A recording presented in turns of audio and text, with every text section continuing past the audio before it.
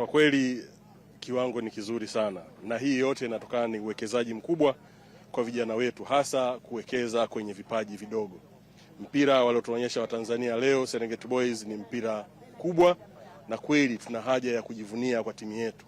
Mpira huu ni mpira mkubwa, na timu hii tungependa wote iendelee kubaki hivi, kwa sababu ni timu ambayo mbeleni itakuja kufanya mambo makubwa zaidi.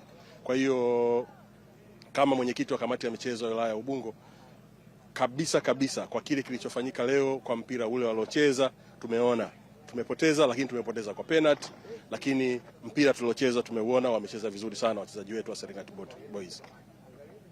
Sawa, shukrani. Yes, niko na mdau mwingine ambaye naye atakwenda kuzungumzia mchezo huu kauonaje kwa ujumla na performance ambao kikosi hichi cha Serengeti Boys chini ya umri wa miaka 17 ameionaje kwa ujumla. Kwa majina naitwa Benedicto Joseph Malange, ndiye diwani wa kata hii ya Mbulahati, diwani mwenyeji ambapo tukio limekwenda kufanyika. Kiufupi, hatuna tunachowadai vijana wa Taifa Stars. Wamecheza mpira mkubwa, mpira mzuri na wenye kupendeza. Penalty hazina mwenyewe.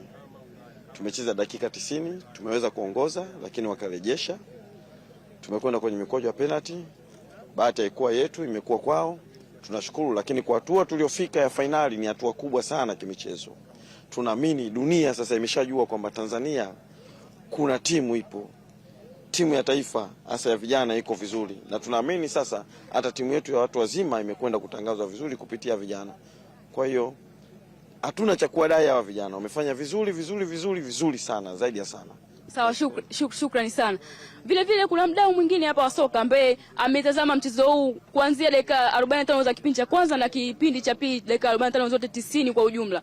Ameshuhudia mikwaju yote ya penalty, naye tunapaswa nafasi ya kuzungumza naye. Una neno gani la kuambia Serengeti Boys? Mimi nasema Serengeti Boys hatuwadai kwa kweli. Wamejitahidi vijana wetu, sio siri na kila mtu ameona. Ila penalty kama tunavyojua penalty huwa haina mchawi, penalty huwa haina mwenyewe. Kwa hiyo tusiwalaumu, tuwapongeze na tuzidi kuwatia moyo. Tusiwatukane kwenye mitandao. Vijana wetu wameweza na hatuwadai. Asante sana. Kwa majina naitwa Agnes Kiando, nikiongea kutoka hapa viwanja vya Barafu, kata yetu ya Mbulahati, wilaya ya Ubungo. Nawashukuru.